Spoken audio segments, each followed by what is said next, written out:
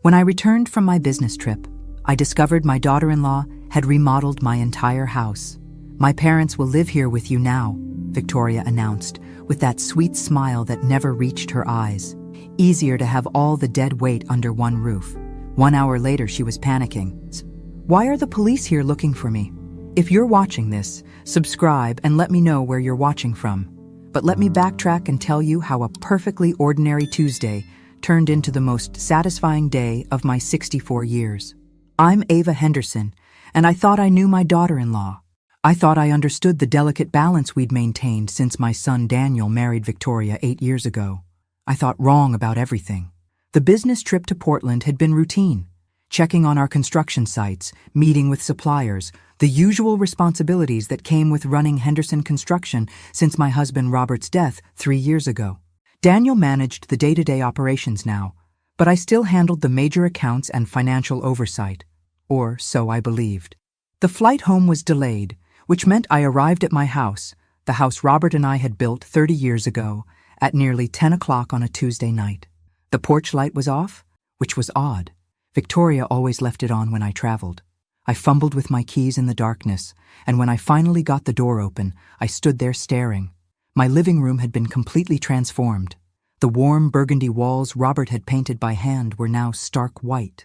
My grandmother's antique furniture had vanished, replaced by sleek modern pieces that looked like they belonged in a doctor's waiting room. "Surprise!" Victoria appeared at the top of the stairs, her blonde hair perfectly styled despite the late hour.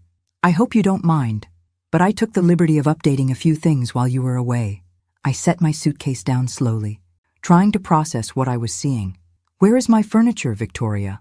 "Oh, that old stuff? I donated it. Such a relief to get rid of all those dusty antiques." She descended the stairs with theatrical grace, clearly pleased with herself. "The house feels so much more contemporary now, don't you think?" My grandmother's rocking chair, Robert's favorite reading chair, the coffee table where we'd played countless games with the children, all gone. "You had no right." "Actually, I did." Victoria's smile sharpened. "Daniel signed the paperwork months ago. As his wife, I have legal authority to make household decisions. Besides, you'll need to get used to sharing the space." That's when she dropped the bomb about her parents moving in. Her parents, who had never worked a day in their lives and lived off government assistance and Victoria's increasingly expensive gifts. I wanted to scream. I wanted to demand explanations. But something in Victoria's expression warned me to tread carefully. This wasn't spontaneous redecorating. This was calculated, planned, deliberate. "Where exactly do you propose everyone will sleep?" I asked, my voice surprisingly steady. "Well, naturally you'll move to the guest room. Mother and Daddy will take the master suite. They need the space for all their medical equipment." Victoria examined her manicured nails. "Don't worry, I've already moved your things. The guest room, in my own house. The house my husband built with his own hands." But I didn't argue. Not yet. Because 3 weeks earlier, I had discovered something about Victoria that changed everything. Something that made this little power play seem almost quaint by comparison. You see, my daughter-in-law wasn't just rearranging furniture. She was stealing from us, systematically, cleverly, and in amounts that would destroy our family business if discovered. And I had been keeping her secret. 3 weeks earlier, I had been working late in the office, trying to reconcile some discrepancies in our quarterly reports. Henderson Construction had been my life's work alongside Robert, and after his death, maintaining its success felt like honoring his memory. The numbers weren't adding up. Small amounts at first, a few hundred here, 1,000 there. But as I dug deeper, a pattern emerged that made my blood run cold. Victoria had access to our accounts as Daniel's wife and the company's administrative coordinator. What I discovered that night, cross-referencing invoices with bank statements by the light of my desk lamp, was a masterpiece of embezzlement. Fictitious vendor payments, inflated supply costs with the difference redirected to a separate account. Even false employee bonuses that somehow never made it to the intended recipients. Over 18 months, Victoria had stolen nearly $200,000 from Henderson Construction. My first instinct was to call Daniel immediately, wake him up, drag him to the office, show him the evidence. But something stopped me. Daniel loved Victoria. Completely, blindly, devotedly. She had transformed my serious, workaholic son into a man who laughed easily, who took vacations, who seemed genuinely happy for the first time in years. Their children, my grandchildren Emma and Jake, adored their mother. If I exposed Victoria's theft, it wouldn't just destroy her. It would devastate Daniel, traumatize the children, and tear our family apart. The scandal would likely ruin our business reputation as well. So, I made a decision that I now realize was both noble and incredibly stupid. I would handle it quietly. I would confront Victoria privately, give her a chance to explain, maybe work out a repayment plan. We would keep it between us, protect the family, preserve everyone's dignity. I was so naive. The next morning, I asked Victoria to meet me for coffee at Rosie's Diner, a little place downtown where we could talk without interruption. She arrived 20 minutes late, which should have been my first clue about how this conversation would go. Sorry, Ava, the children needed help with their school projects. She slid into the booth across from me, looking genuinely apologetic. What did you want to discuss? I had rehearsed this moment, choosing my words carefully. Victoria, I've been reviewing the company finances and I've noticed some irregularities. Her expression didn't change, but I saw her grip tighten slightly on her coffee cup. Irregularities? Missing funds, payments to vendors that don't exist. It appears someone has been systematically stealing from the business. Now she looked confused, concerned even. That's terrible. Do you think it's someone at the bank? Or maybe one of the office staff? The performance was flawless. If I hadn't seen the evidence with my own eyes, I might have believed her. Victoria, I know it's you. The mask slipped for just a moment. In her eyes, I saw acknowledgement, calculation, and something that looked almost like relief. Prove it, she said quietly. That's when I realized I had made a fundamental error. I had assumed Victoria would be ashamed when confronted, grateful for a chance to make things right. Instead, she was calling my bluff. I have the documentation that you'll never show Daniel. Victoria leaned forward, her voice low but confident. Because you love your son too much to break his heart. Because you know this would destroy our marriage and traumatize your grandchildren. Because you care more about keeping the family together than about money that's already gone. She was right, and we both knew it. Both. Here's what's going to happen, Victoria continued, stirring sugar into her coffee with casual precision. You're going to let this slide. You're going to mind your own business and stop poking around in financial records that, frankly, you're too old to properly understand anymore. The patronizing tone was like a slap, but she wasn't finished. In return, I'll be more careful going forward. Consider it a learning experience for both of us. I should have walked away then. Should have gone straight to the police, to Daniel, to anyone who would listen. Instead, I found myself nodding. Good. Victoria smiled, the sweet expression returning to her face. I'm so glad we understand each other. Family harmony is so important, don't you think? As she left the diner, tossing a casual, "See you Sunday for dinner" over her shoulder, I realized I had just made the worst deal of my life. Because Victoria hadn't promised to stop stealing. She had promised to be more careful. And that distinction would prove to be everything. The changes started small, so subtle, that I almost convinced myself I was imagining them. Victoria began arriving late to our weekly Sunday dinners, offering elaborate apologies about traffic or the children's activities, but never quite managing to hide her satisfied smirk when she saw my frustrated expression. She would comment on my cooking with faint praise that somehow felt like criticism. This roast is so traditional, Ava. I keep telling Daniel we should try more modern cuisine, but you know how he loves his comfort food. She started rearranging my kitchen every time she visited, claiming she was just trying to help when I couldn't find my own utensils. My favorite coffee mugs mysteriously disappeared, replaced by delicate china cups that felt foreign in my hands. I thought we'd upgrade your kitchenware, she explained when I asked about my missing mugs. These are so much more elegant for when you have company. The company, it turned out, was increasingly Victoria's friends and her parents, who had begun making regular appearances at my house for dinner parties I hadn't agreed to host. You don't mind, do you, Ava? It's just that our place is so small, and you have all this room. Victoria would appear at my door with a carload of guests, expecting me to provide food and entertainment. I told everyone about your famous lasagna. I minded terribly. But Daniel seemed so pleased that Victoria was making an effort to include me in their social circle. How could I explain that every gathering felt like an invasion, that I was becoming a stranger in my own home?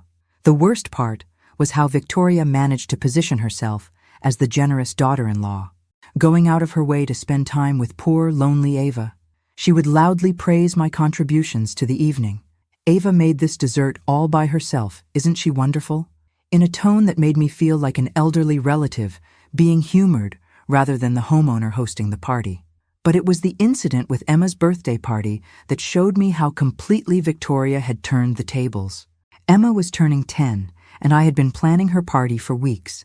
My granddaughter and I had chosen a fairy tale theme together, and I had spent days crafting handmade decorations and baking a 3-layer princess cake.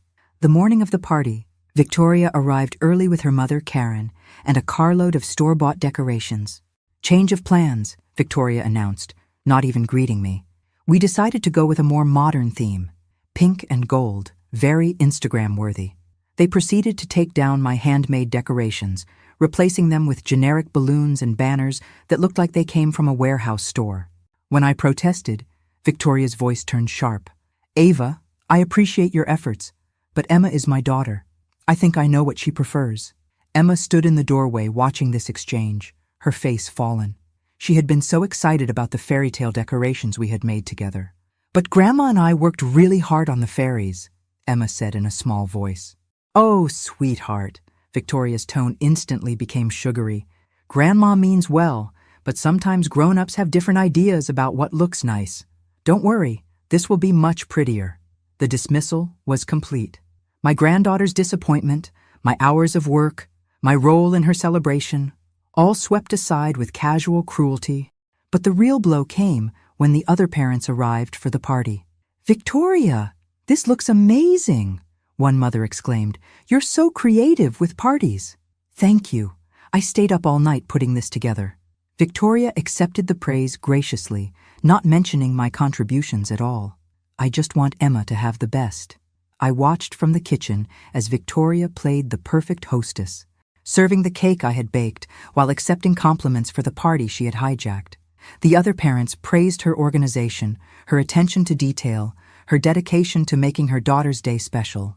Not one person acknowledged that this was my house, my kitchen, my cake. That evening, after everyone had gone home and I was cleaning up the remnants of the party I had been erased from, Daniel found me scraping frosting off plates. "Great party, Mom. Victoria really outdid herself."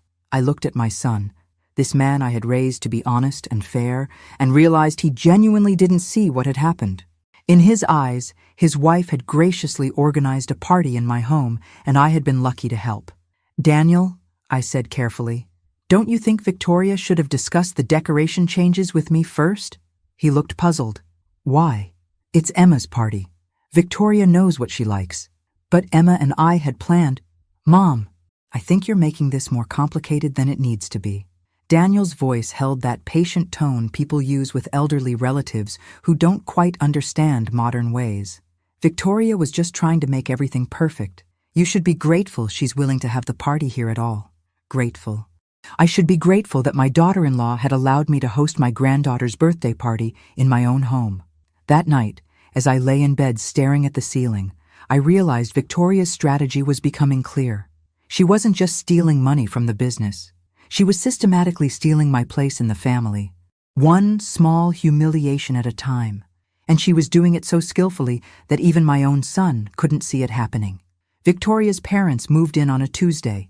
I came home from grocery shopping to find a moving truck in my driveway and strangers carrying furniture into my house. Victoria met me at the door with that bright smile that had become my personal danger signal. "Surprise! I told you they were coming, remember? I mentioned it last week." She hadn't mentioned anything, and we both knew it. But Karen and Bob Mitchell were already settling into my master bedroom, admiring the view from my windows, discussing where to put their television. "It's temporary," Victoria assured me, though her parents were unpacking like they planned to stay forever. "Just until they get back on their feet." Bob Mitchell was 62 and hadn't held a job in 5 years. Karen claimed disability for a back injury that didn't prevent her from shopping or redecorating, but apparently made employment impossible. Together, they lived off government assistance and whatever money Victoria could funnel their way, money that, I now realized, came directly from our company accounts.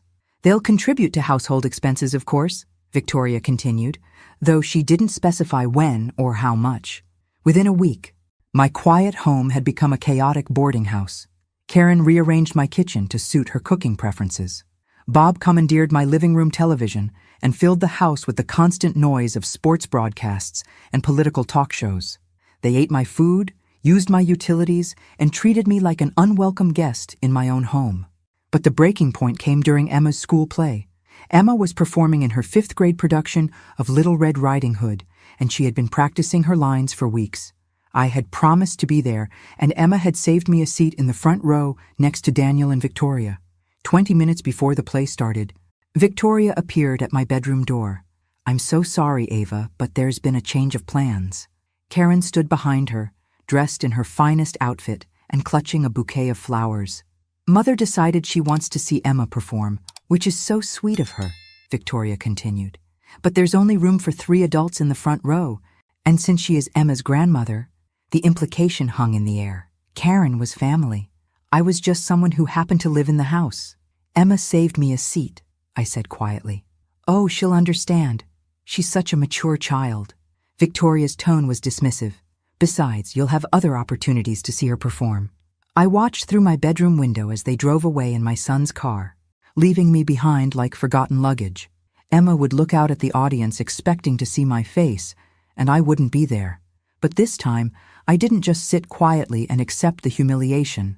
I drove to the school alone, bought a ticket for the general admissions section, and found a seat in the back of the auditorium. From there, I watched my granddaughter perform beautifully as Little Red Riding Hood, her voice clear and confident as she delivered her lines. After the play, Emma found me in the crowd of parents. "Grandma, you came!" She hugged me tightly, still in her costume. "Did you see my part with the wolf? You were magnificent." "Sweetheart, the best Little Red Riding Hood I've ever seen." "But why were you sitting back there? I saved you a seat in front." Before I could answer, Victoria appeared with Karen in tow. "There you are, Emma. Come take pictures with Grandmother Karen." Victoria's voice was sharp. "She came all this way to see you perform." Emma looked confused, glancing between me and Karen. "But Grandma Ava is here too. Can she be in the pictures?" "Of course," Victoria said with that fake smile. "Maybe Grandma Ava could take the pictures for us?" And just like that, I was relegated from family to photographer, capturing moments I should have been part of, holding memories I was excluded from creating. That night, lying in the guest room that had become my permanent residence, I made a decision that felt both inevitable and terrifying. I was done protecting Victoria. The woman who had stolen from our business, invaded my home, and erased me from my own family deserved whatever consequences were coming her way. The only question was how to deliver them in a way that would expose her true nature without destroying my son and grandchildren in the process. But first, I needed to understand exactly how deep Victoria's deception went. Because if she was bold enough to steal my place in the family, I had a feeling the financial theft was far from over. The next morning, I called in sick to work and drove to the office during lunch when I knew Victoria would be at home. It was time to do some serious digging in our financial records. What I discovered made the initial theft look like pocket change. Victoria had been busier than I imagined. Sitting alone in the office that afternoon, surrounded by spreadsheets and bank statements, I uncovered a web of financial fraud that took my breath away. The $200,000 I had initially discovered was just the beginning. She had created an entirely fictitious construction project, a luxury home renovation that existed only on paper but generated very real invoices and payments. For 8 months, Henderson Construction had been paying for materials, labor, and permits for a house that didn't exist, sending checks to a shell company that led directly back to an account Victoria controlled. The sophistication of it was almost admirable.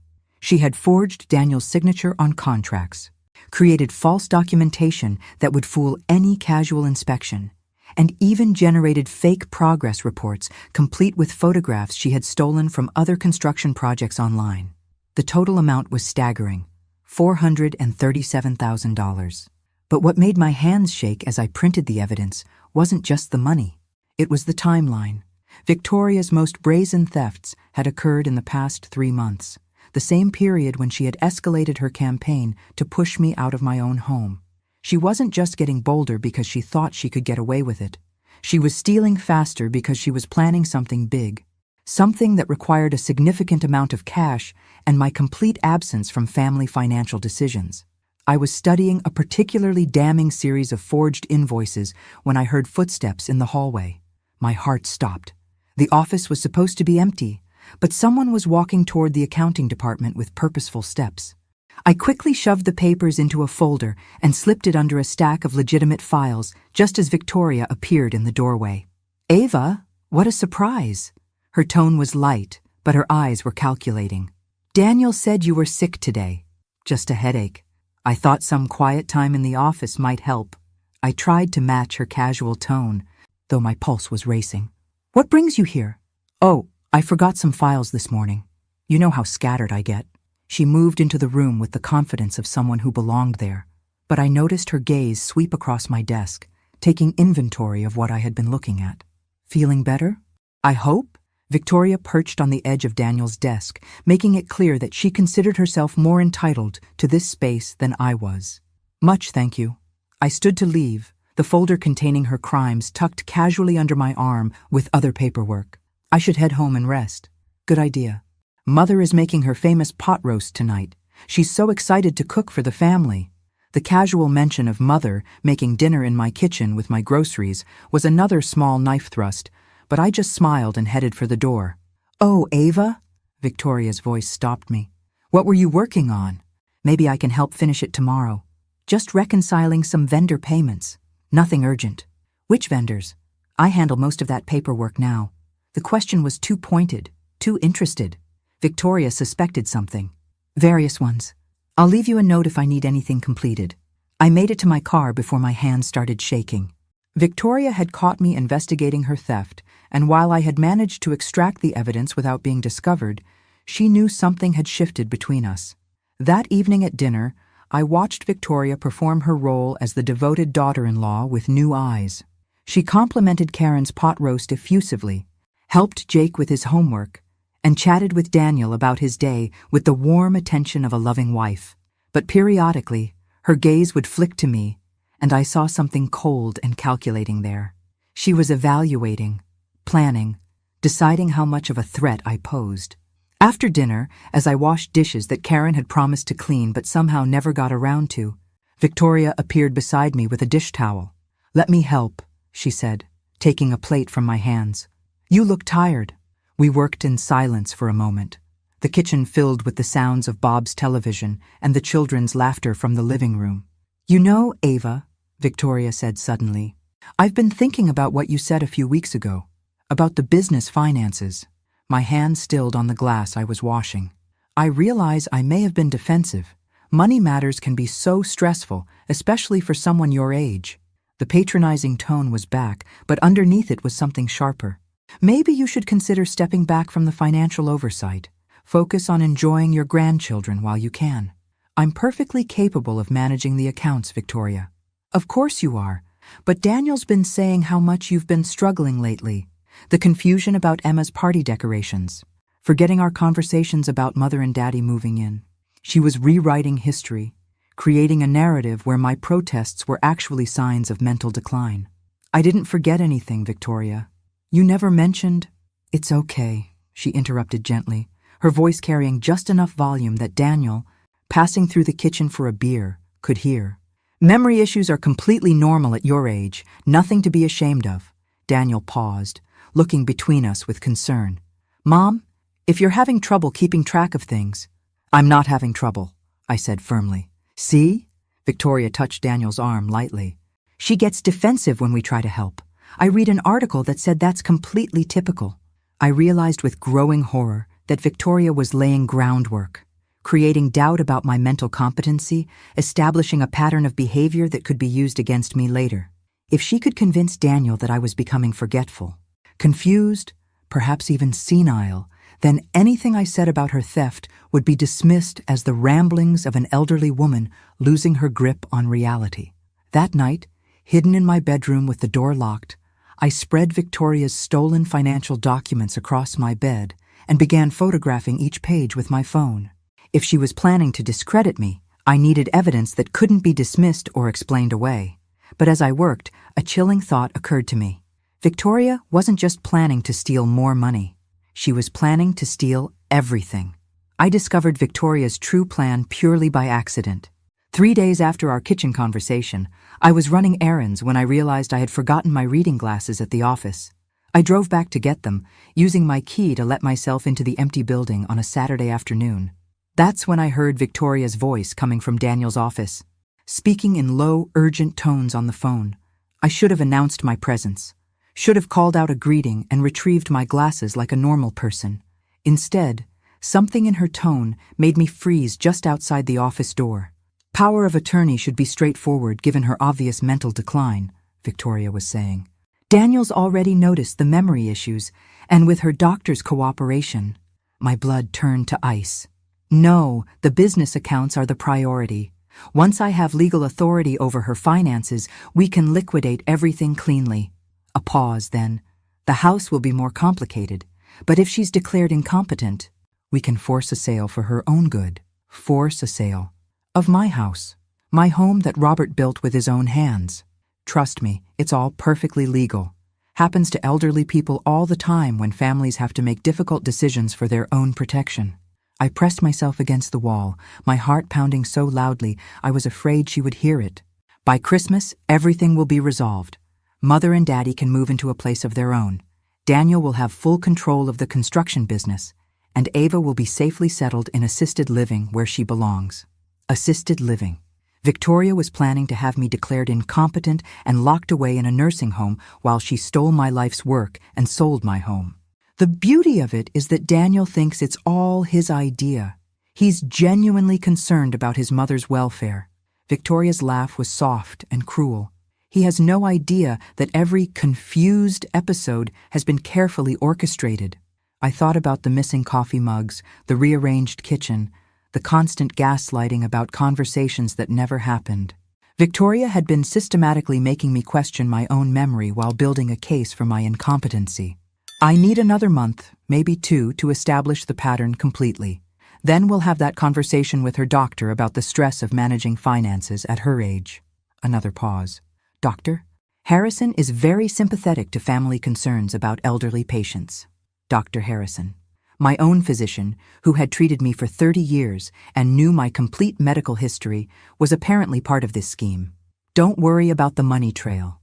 By the time anyone thinks to look closely, I'll have legitimate power of attorney and full legal authority to handle all financial transfers. Victoria's voice was confident, satisfied. It's not theft when you have proper documentation. I heard her moving around the office, gathering papers, preparing to leave. Panic flooded through me as I realized I was trapped in the hallway with no way to escape without being seen. I need to go. Daniel's expecting me home soon, and I can't keep being late without raising suspicions. Victoria's voice was getting closer to the door. Just have everything ready on your end. This is our chance to set ourselves up for life. I slipped into the supply closet just as Victoria emerged from Daniel's office. Through the crack in the door, I watched her lock up and walk toward the exit, humming softly to herself, like someone without a care in the world. After her footsteps faded and I heard the building's main door close, I sat in that dark closet for 10 full minutes, trying to process what I had just learned. Victoria wasn't just stealing money from the business. She was orchestrating the complete destruction of my life, with my own son's unwitting cooperation and my doctor's professional assistance. By Christmas, I would be in a nursing home, stripped of my assets, my autonomy, and my family. Victoria would control everything.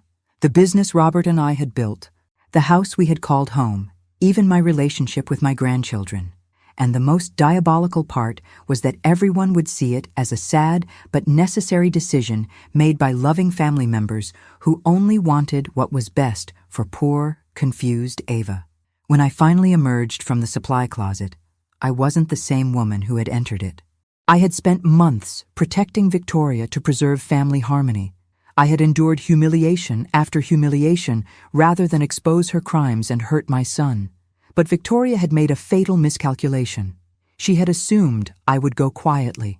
that I would accept her version of reality and disappear gracefully into whatever institutional corner she had planned for me. She was about to discover just how wrong she was. Because if Victoria wanted to play chess with my life, I was ready to show her what happens when you underestimate a woman who has absolutely nothing left to lose. The real game was just beginning. I spent Sunday morning at the public library, researching financial fraud laws and elder abuse statutes on their computer. Amazing how much you can learn when you're properly motivated. Detective Sarah Chen at the Economic Crimes Division was surprisingly easy to reach on a Monday morning. I had expected bureaucracy and red tape. Instead, I got a competent professional who listened carefully as I explained my situation. "Mrs. Henderson, what you're describing is a textbook case of financial exploitation," Detective Chen said. "Do you have documentation?" "Extensive documentation, bank records, forged contracts, fake invoices, everything. I'd like to see those as soon as possible. Can you come in this afternoon?" 3 hours later, I sat in Detective Chen's office watching her review the evidence I had compiled. Her expression grew increasingly grave as she studied Victoria's handiwork. "This is sophisticated," she admitted. "Your daughter-in-law has real skill at this. The shell company, the forged signatures, the fake construction project. She's done this before." "Before?" I'd bet money on it. "Nobody starts with fraud this complex." Detective Chen leaned back in her chair. "We'll need to verify these documents, interview witnesses, build a solid case. That takes time." "How much time?" 6 weeks minimum, possibly longer if she's been careful about covering her tracks. 6 weeks. Victoria's timeline had her filing for power of attorney within a month. "Detective, she's planning to have me declared incompetent. She has my doctor involved, and she's convinced my son that I'm losing my memory." Detective Chen's expression hardened. "That changes things. Elder abuse cases get priority, especially when there's active psychological manipulation involved." She picked up her phone. "Let me make some calls." By Wednesday, Detective Chen had assembled a team that included a financial crimes specialist, an elder abuse investigator, and a prosecutor from the district attorney's office who specialized in family fraud cases. But the most important addition to our team was someone I had never expected: my own doctor. Dr. Harrison sat across from me in his office Thursday afternoon, his face flushed with embarrassment and anger. "Ava, I owe you a tremendous apology. Victoria approached me 6 weeks ago, claiming to be concerned about your mental health. She described episodes of confusion, memory loss, difficulty managing your finances, none of which were true. I realize that now. She was very convincing, very concerned, and she had specific examples."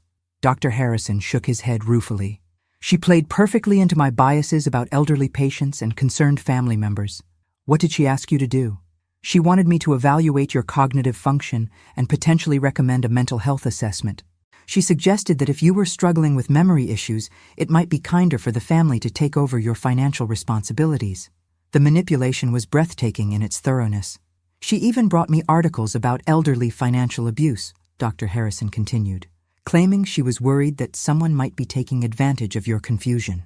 "The irony is sickening. Will you help us?" "Absolutely. I've already contacted Detective Chen and provided a statement about Victoria's attempts to manipulate medical professionals. What she did isn't just fraud. It's a violation of the sacred trust between families and their physicians." Friday morning brought the call I had been waiting for. "Mrs. Henderson, this is Detective Chen. We're ready to move forward. Can you be available Monday morning around 10? "For what?" "To watch your daughter-in-law get arrested." The satisfaction in Detective Chen's voice was unprofessional and absolutely perfect. But first, I had one more chess piece to position. That afternoon, I called Daniel and asked him to meet me for coffee. Just the two of us, away from Victoria's influence and her parents' constant presence in my house. "Mom, you sounded strange on the phone. Is everything okay?" My son looked genuinely concerned, which made what I was about to do even more difficult. But Daniel deserved to hear the truth from me before he heard it from the police. "Daniel, I need to tell you something about Victoria, something that's going to be very hard to hear." His expression immediately became defensive, the way it always did when anyone criticized his wife. "Mom, if this is about the house renovations or her parents moving in, Victoria has been stealing from the company. Large amounts of money, over an extended period. Daniel stared at me like I had spoken in a foreign language. That's impossible. Victoria doesn't even have access to... He stopped, realization dawning. She handles administrative tasks, but she wouldn't... I have proof, Daniel. Bank records, forged contracts, documentation of nearly $500,000 in theft. The color drained from my son's face. That can't be true. I reached into my purse and pulled out a folder containing copies of the most damning evidence. I wish it weren't. For 20 minutes, Daniel reviewed the paperwork while I watched his world crumble. His wife, the woman he trusted completely, had been systematically destroying the business his father had built. Why didn't you tell me sooner? His voice was barely a whisper. Because I thought I could handle it quietly. I thought I could protect the family. Protect the family? Daniel's anger finally surfaced. She's been stealing from us for over a year. There's more, Daniel. Victoria has been planning to have me declared incompetent so she can gain control of all my assets. I told him about the phone conversation I had overheard, about Victoria's manipulation of Dr. Harrison, about her systematic campaign to make everyone believe I was losing my memory. By the time I finished, Daniel was gripping the edge of the table so hard his knuckles had turned white. The police are going to arrest her Monday morning, I said gently. I thought you should know. Daniel looked up at me with eyes full of pain and betrayal. What about Emma and Jake? What happens to them? They'll stay with you. Of course. You're their father. I don't know how to explain this to them. How do I tell my children that their mother is a criminal? I reached across the table and took his hand. We'll figure it out together, as a family. For the first time in months, Daniel squeezed my hand back. Victoria sensed something had changed. Over the weekend, she watched me with increasing suspicion, clearly trying to figure out what was different. I had stopped arguing with her parents' intrusions, stopped protesting when she rearranged my belongings, stopped reacting to her subtle provocations. You seem unusually calm lately, she observed Sunday evening as we cleaned up after dinner. Have you been taking something for your anxiety? I'm just trying to go with the flow, I replied mildly. You were right about picking my battles more carefully. Victoria's smile was sharp with satisfaction. She thought she had finally broken me into submission. I'm so glad to hear that. It's important for elderly people to accept help gracefully rather than fighting every change. If only she knew how gracefully I was about to accept the help of the police department. Monday morning arrived crisp and clear. I dressed carefully in my best navy suit, the one Robert had always said made me look formidable in business meetings. Today felt like the most important meeting of my life. Detective Chen had given me specific instructions. I was to behave normally, follow my usual morning routine, and be ready to provide access to Henderson Construction's offices when the arrest team arrived. I was sitting at my kitchen table, pretending to read the newspaper while actually listening for the sound of cars in my driveway, when Victoria appeared in her silk robe. You're up early, she said, moving toward the coffee maker with casual grace. Couldn't sleep, thought I'd get an early start at the office. Victoria poured herself coffee and leaned against the counter, studying my face. You know, Ava, I've been thinking about our conversation last week, about you stepping back from the financial responsibilities. Oh? Daniel agrees that it might be best for everyone. Less stress for you, more time to focus on the grandchildren. Victoria's voice was honey-sweet, but her eyes were calculating. We could start the transition this week. The transition to Victoria having complete control over the business accounts, she meant. That's very thoughtful, dear. Victoria blinked, clearly surprised by my easy agreement. She had been prepared for an argument, not cooperation. So you're open to the idea? At my age, I should be enjoying retirement, not worrying about quarterly reports. I folded the newspaper with deliberate care. When did you have in mind? Well, if you're sure, we could meet with the accountant tomorrow and begin transferring signatory authority. Tomorrow. Victoria was moving faster than Detective Chen had anticipated. That sounds perfect, I said, standing and reaching for my purse. I should head to the office now. Actually, Ava, why don't you take the day off? I can handle whatever needs to be done. Victoria stepping in to manage the office on the day she expected to gain control of our accounts. How convenient. If you insist, I said agreeably. I'll just run some errands then. I was backing out of the driveway when I saw the unmarked police cars turning onto my street. Perfect timing. I drove to the grocery store and spent 45 minutes shopping for items I didn't need, giving Detective Chen and her team time to work. When my phone finally rang, I was examining tomatoes with the focus of a produce expert. "Mrs. Henderson? This is Detective Chen. We have Mrs. Victoria Henderson in custody." 3 simple words that represented justice, vindication, and the end of months of psychological warfare. How did she react? About as you'd expect. She's demanding a lawyer and insisting this is all a misunderstanding caused by your mental confusion. Of course she was. Her parents, also in custody. Turns out Mr. and Mrs. Mitchell have outstanding warrants in 2 other states for similar fraud schemes. Your daughter-in-law learned from the best. I felt a wild urge to laugh. Victoria's parents weren't innocent victims of their daughter's generosity. They were career criminals who had trained her in the family business. What happens now? Arraignment this afternoon. With the amount of money involved and the elder abuse charges, I doubt she'll be granted bail. Detective Chen paused. "Mrs. Henderson, you should know that when we searched her belongings, we found documents indicating she was planning to file guardianship papers this week. This week. If I had waited any longer, Victoria would have succeeded in having me declared incompetent and stripped of my legal rights. Thank you, Detective, for everything. Just doing my job. Though I have to say, it's nice when the good guys win." I drove home to find my house transformed once again, but this time in a way that filled me with profound relief. Police vehicles were gone, but Daniel's truck sat in the driveway. Through the windows, I could see him moving around inside, probably trying to restore some order after the chaos of the arrests. When I walked through my front door, I found my son sitting at my kitchen table with his head in his hands. "Daniel!" He looked up at me with red-rimmed eyes. "I called in sick. I couldn't face the office today." His voice was hollow. "The kids are at school. I didn't know what to tell them." I sat down beside him and waited. "She's been lying to me for years, hasn't she?" Daniel asked quietly. "Not just about the money. Not about everything." "I think so, yes. How did I not see it? How did I let her turn me against my own mother?" The pain in his voice broke my heart. "She's very skilled at manipulation, Daniel. She fooled a lot of people. But I should have seen it.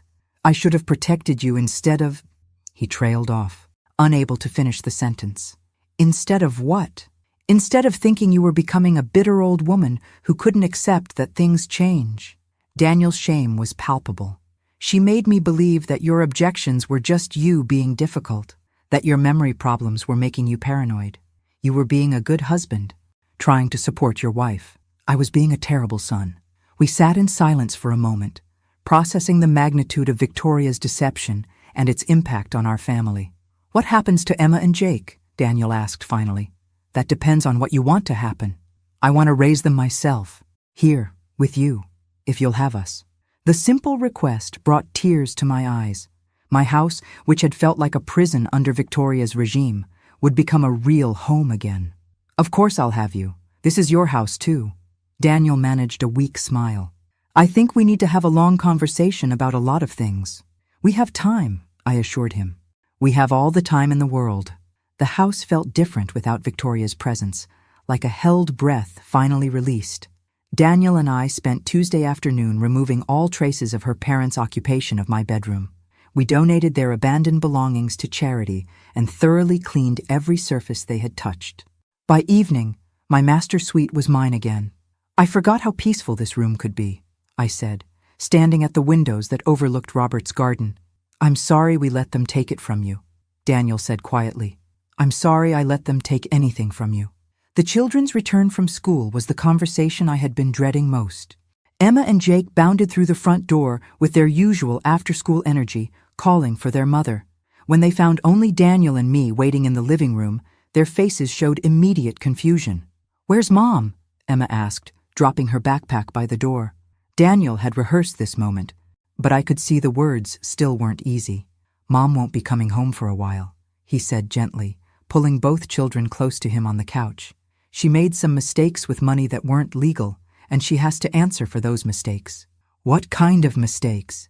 Jake asked with the direct curiosity of a 7-year-old. "She took money that didn't belong to her." Emma, at 10, understood the implications more quickly. "She stole money?" "Yes." "From who?" Daniel glanced at me, and I nodded encouragingly.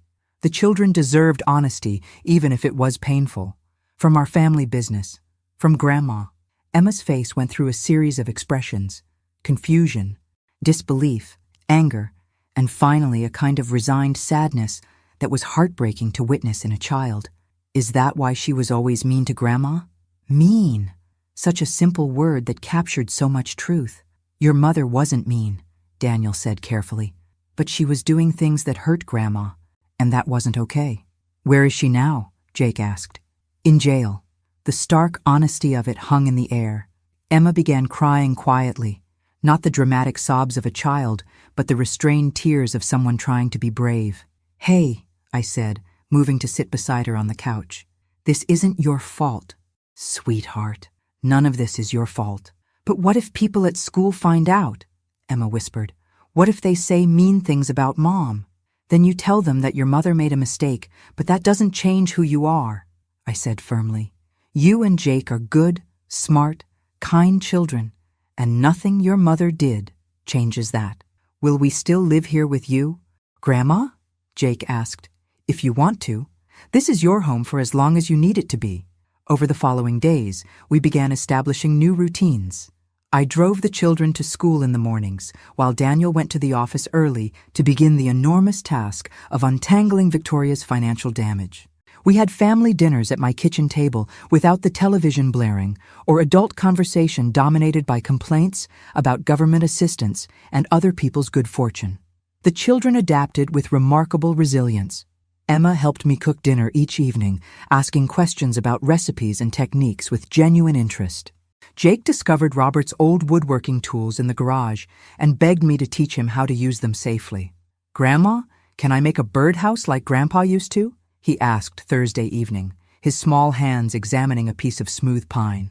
I think Grandpa would love that, I said, remembering Robert's patient instruction of Daniel in that same garage 30 years earlier. But it was Emma's question on Friday morning that showed me how much the children were truly processing. Grandma, were you really getting confused like Mom said? We were making pancakes together, and Emma was carefully measuring flour into the mixing bowl with scientific precision. No, sweetheart, I wasn't confused. Your mother was lying about that. Why would she lie? Because she wanted people to think I couldn't take care of myself anymore. That way, she could make decisions about my money and my house without anyone questioning her. Emma considered this while cracking eggs with unusual care. That's really mean. Yes, it was. I'm sorry she was mean to you. The simple apology from my granddaughter hit me harder than months of Victoria's psychological warfare. Children have a clarity about right and wrong that adults often lose in the complexity of relationships and social expectations. Thank you, Emma. That means a lot to me. Are you glad she's gone? I thought carefully about my answer. Emma loved her mother despite everything, and I didn't want to damage that relationship any more than Victoria's actions already had. I'm glad the lying and the meanness have stopped, I said finally. I'm glad our family can be honest with each other again. Emma nodded solemnly and returned to her egg-cracking duties. That afternoon, while the children were at school and Daniel was at work, Detective Chen called with an update. Victoria Henderson has been indicted on 14 counts of fraud, forgery, and elder abuse, she informed me. Her parents are facing similar charges, plus the outstanding warrants from other states. Will she go to prison? Almost certainly. The prosecutor is recommending 8 to 12 years, given the amount of money involved and the psychological manipulation aspects. 8 to 12 years. Emma would be in college by the time her mother was released. Jake would be graduating high school. How do you feel about that? Detective Chen asked. Relieved, I said honestly, and sad for my grandchildren. That's a normal response. You can feel justice has been served while still grieving what this means for your family. That evening, Daniel came home from work looking more hopeful than he had in days. I met with the insurance company and the bank today, he announced over dinner. We can recover about 60% of what Victoria stole. It's not everything, but it's enough to keep the business stable. What about the house? Emma asked. Victoria said you might have to sell Grandma's house. Daniel looked at me with a question in his eyes. This house isn't going anywhere, I said firmly. This is our family home, and it's staying in the family where it belongs. Relief flooded Emma's face. and Jake actually cheered. Besides, I added with a smile that felt genuinely happy for the first time in months, somebody needs to teach Jake how to build that birdhouse properly. 2 weeks after Victoria's arrest, I received a call that changed everything I thought I understood about my daughter-in-law's motivations. Mrs. Henderson, this is Agent Patricia Morrison with the FBI Financial Crimes Unit. I need to speak with you about Victoria Henderson's case. FBI. This had escalated far beyond local fraud charges. Agent Morrison met me at a coffee shop downtown, far from Henderson Construction's offices and prying ears. She was a compact woman in her 40s with shrewd eyes and a direct manner that reminded me of Detective Chen. Mrs. Henderson, Victoria's case isn't isolated. She's part of a much larger criminal network that targets elderly business owners across the country. The words sent a chill through me. A network? Organized financial exploitation schemes. Young women marry into established families, gain access to business assets, and systematically drain them over several years. Agent Morrison opened a tablet and showed me photographs. Victoria isn't even her real name. The woman in the FBI photos looked like my daughter-in-law, but younger, with different colored hair and a different last name. Sarah Michelle Collins. She's been doing this for 12 years, Agent Morrison continued. 3 previous marriages, all to men whose families owned successful businesses. In each case, she manipulated the family dynamics, isolated the business owners from their children, and stole hundreds of thousands of dollars before disappearing. But she didn't disappear this time. No, she made a crucial error with your family. Agent Morrison pulled up another document on her tablet, a detailed psychological profile that made my skin crawl. Victoria's previous targets were all widowed men with grown children who lived far away. She would marry the target, gradually gain control of his assets, then either wait for him to die naturally or arrange accidents. Arrange accidents? Her second husband died in a suspicious car crash 6 months after signing over power of attorney. Her third husband suffered a fatal fall down the stairs of his own home. Agent Morrison's expression was grim. Both deaths were investigated, but there wasn't enough evidence to prove foul play. The implication hit me like a physical blow. She was planning to kill me. We believe so, yes. The assisted living facility story was probably just a backup plan. Once she had power of attorney, you would have become a liability. I thought about Victoria's careful escalation of her campaign against me, her systematic destruction of my credibility, her timeline of gaining legal control over my assets by Christmas. Why didn't she just continue with her usual pattern? Why target our family when Daniel has children? Because Henderson Construction is worth significantly more than her previous targets. We estimate your family's total assets at nearly $2 million. Agent Morrison closed the tablet. Victoria got greedy. She broke her own pattern because the payoff was too big to resist. What happens now? Victoria's facing federal charges in addition to the state charges. Interstate fraud, racketeering, conspiracy. She's looking at 25 years to life without the possibility of parole. 25 years to life. Victoria would likely die in prison. There's something else, Mrs. Henderson. We need your help. Agent Morrison explained that Victoria was the key to unraveling the entire criminal network. Other families had lost everything to similar schemes, and some had never discovered they were victims of organized crime rather than simple family greed. We'd like you to testify before a grand jury about Victoria's methods. Your case is the most thoroughly documented example we have of how these schemes operate. Of course, that evening, I called Daniel to explain what I had learned. The silence on the other end of the phone lasted so long, I thought the call had been dropped. Dad? Emma's voice came through the phone. Daniel, are you there? I'm here. His voice sounded hollow. I married a serial killer, Mom. You married a woman who lied about everything, including who she was. You couldn't have known. I brought her into our home. I led her around my children. I chose her over my own mother when she was planning to murder you. The pain in his voice was unbearable. Daniel, listen to me. Victoria fooled federal investigators for 12 years. She fooled 3 other families completely. She fooled police departments and coroners and insurance companies. I took a deep breath. You were a victim too. But Emma and Jake are safe. They're loved. They're going to grow up knowing their real family cares about them more than money or appearances or anything else in the world. When Daniel came home that night, he was carrying a bottle of Robert's favorite whiskey and wearing the expression of a man who had aged several years in one day.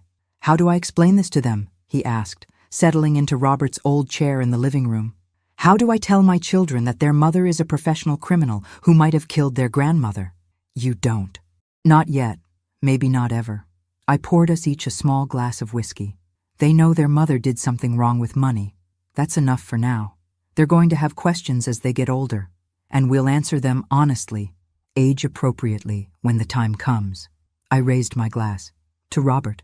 He would be proud of how we handled this." Daniel managed a weak smile. "He always said you were tougher than you looked." He had no idea. We drank in companionable silence, listening to the sound of Emma and Jake giggling in their bedrooms as they got ready for bed. Normal sounds. Family sounds. Safe sounds. "Mom," Daniel said quietly. "Yes? I'm sorry I didn't trust you. I'm sorry I chose her lies over your truth. You don't need to apologize anymore, son. We're family. We protect each other. That's what matters now." But even as I spoke the words, I was thinking about Agent Morrison's revelation. Victoria's careful timeline, her systematic approach to isolating me, her plan to gain power of attorney by Christmas. If I hadn't discovered her theft when I did, if I hadn't found the courage to investigate further, if I had accepted her gaslighting about my mental condition, I would be dead by spring. Victoria hadn't just been planning to steal my assets. She had been planning to murder me and make it look like natural causes or an accident. The woman my son had loved, who had lived in my house and eaten at my table and helped my grandchildren with their homework, was a predator who had been calculating the best moment to end my life. That night, lying in my own bed in my own room, I felt something I hadn't experienced during this entire ordeal. Genuine fear. Not fear of Victoria, she would never hurt anyone again, but fear of how close she had come to succeeding. How many other families were out there right now, unaware that their loved one's new spouse was actually a professional killer sizing them up for murder? The grand jury testimony took place on a cold morning in November, exactly 1 month after Victoria's arrest. I wore my navy suit again, my armor for important occasions, and carried a folder containing every document, photograph, and piece of evidence I had compiled during Victoria's campaign against me. Agent Morrison introduced me to the prosecutor, a sharp-eyed woman named Janet Walsh who specialized in organized crime cases.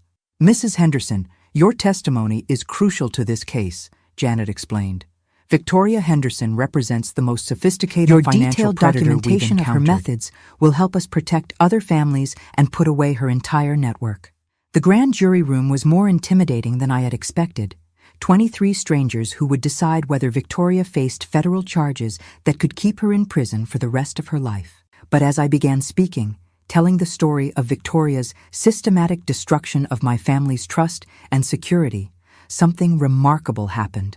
My voice grew stronger, my resolve clearer. I wasn't just testifying about financial fraud. I was speaking for every elderly person who had been dismissed, manipulated, or targeted by someone who saw their accumulated wealth as easy prey. "Victoria Henderson didn't just steal money," I said, looking directly at the jury foreman. "She stole my identity within my own family. She convinced my son that I was becoming mentally incompetent while secretly planning to murder me once she gained control of my assets." The room was completely silent. She turned my own home into a prison where I was treated as an unwelcome guest. She erased me from family photographs and celebrations. She systematically destroyed my relationship with my son while positioning herself as the devoted daughter-in-law who was generously caring for a difficult elderly relative. I pulled out the folder of evidence. Bank records, forged contracts, photographs of my redecorated house, recordings of conversations with Dr. Harrison and Detective Chen. But Victoria made one crucial mistake. She underestimated the woman she was trying to destroy. 2 hours later, I emerged from the federal building feeling lighter than I had in months. Agent Morrison walked beside me to the parking garage. "The grand jury will almost certainly return an indictment," she said. "Your testimony was exactly what we needed. What happens to her previous victims? That's the best part. Based on your evidence and Victoria's methods, we're reopening investigations into all the suspicious deaths connected to her previous marriages. If we can prove she murdered those men, Their families may finally get justice. Justice. Such a simple word that represented so much healing. 3 months later, I stood in my kitchen preparing Easter dinner for my family, the real family that had emerged from the wreckage of Victoria's deception. Daniel was teaching Jake how to carve the ham, patiently guiding small hands with the sharp knife while explaining the importance of cutting against the grain. Emma was setting the table with my grandmother's china, the pieces Victoria had tried to replace with sterile modern plates. "Grandma, how many people are coming?" Emma asked, carefully arranging the silverware. "Just us," I said, watching her face light up with satisfaction. "Good. I like it better when it's just family. Family. Not the performance of family obligations or the manipulation of family guilt, but the genuine connection between people who chose to love and protect each other." Daniel appeared at my elbow with a glass of wine. "The ham's ready. Jake did an excellent job with the carving. He had a good teacher. I learned from the best." Daniel's smile was warm and genuine, free from the tension that had shadowed his face during his marriage to Victoria. "Mom, I have something to tell you." I set down my serving spoon, immediately alert to his serious tone. The insurance settlement came through. Full recovery of the stolen funds, plus damages for the emotional distress Victoria caused. Daniel reached into his pocket and pulled out an envelope. "This is your share. Daniel, the money belongs to the business. The business belongs to both of us. And after what you went through to save it, you've earned every penny." He pressed the envelope into my hands. "Besides, I have plans that require your financial independence." "Plans?" "I want to expand Henderson Construction, open a second location, maybe specialize in custom homes for retirees." Daniel's enthusiasm was infectious. "But I need a business partner I can trust completely. Someone with experience, wisdom, and a proven ability to spot trouble before it destroys everything we've worked for. A business partnership, equal footing, mutual respect, shared decision-making." "Are you offering me a job, son?" "I'm offering you exactly what Dad would want, a chance to build something lasting together." That evening, after the dishes were cleaned and the children were in bed, Daniel and I sat on the back porch watching the sunset paint Robert's garden in shades of gold and amber. "Do you think about her?" Daniel asked quietly. "Victoria, sometimes? Do you hate her?" I considered the question seriously. Hate was such a strong emotion, and it required so much energy to maintain. "I hate what she did to our family. I hate that she hurt you and the children. I hate that she saw me as disposable." I sipped my wine thoughtfully. "But hating Victoria herself? That would give her more power over me than she deserves. I think I still love her, and I hate that about myself." "Daniel, you loved the woman you thought she was. That woman never actually existed, but your love was real. How do I explain that to Emma and Jake when they're older? You tell them the truth, that sometimes people pretend to be something they're not, and that it's not your fault for believing them. You tell them that real love is honest, protective, and kind, and that they deserve nothing less." 6 months later, Victoria Henderson, whose real name we learned was Sarah Michelle Collins, was sentenced to life in prison without the possibility of parole for racketeering, murder, and organized criminal enterprise. I didn't attend the sentencing. I was too busy helping Emma plant flowers in Robert's garden and teaching Jake how to build a proper birdhouse with dovetail joints that would last for decades. The house that Victoria had tried to steal became fuller and happier than it had been since Robert's death. Daniel and the children moved in permanently, not as refugees from Victoria's destruction, but as a choice to build something better together. Henderson Construction expanded exactly as Daniel had envisioned, with Ava Henderson listed as senior partner on all the business documents. I was no longer the elderly mother being humored with token responsibilities, but a full business partner whose experience and instincts were valued and respected.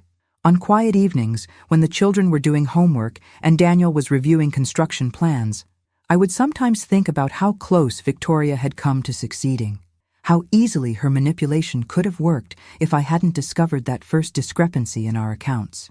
But mostly, I thought about second chances and the unexpected gifts that can emerge from surviving someone's attempt to destroy your life. I was 64 years old, and I was finally living the life I wanted rather than the life someone else had planned for me.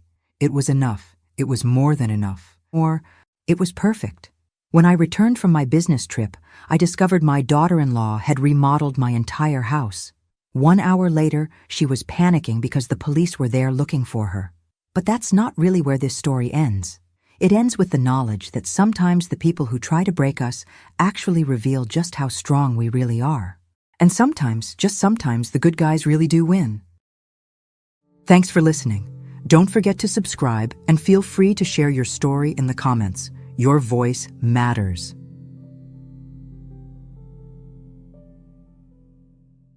Did you enjoy my story? What a journey it has been. I truly wonder, what would you have done if you were in my shoes? Would you have chosen silence to keep the peace, or would you have done what I did to reclaim your dignity? Let's meet in the comments below. I'm so curious to hear your thoughts. I'm reading every single one. Which city are you listening from tonight?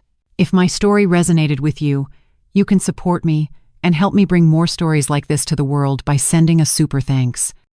Your sweet support means the world to me and allows me to continue this journey with all of you. On the screen now, you can see 2 new life stories that I highly recommend you watch next.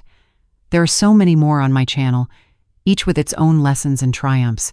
Don't forget to subscribe and click the notification bell so you never miss a new chapter. Thank you for being here with me. Until the next story, with love and respect.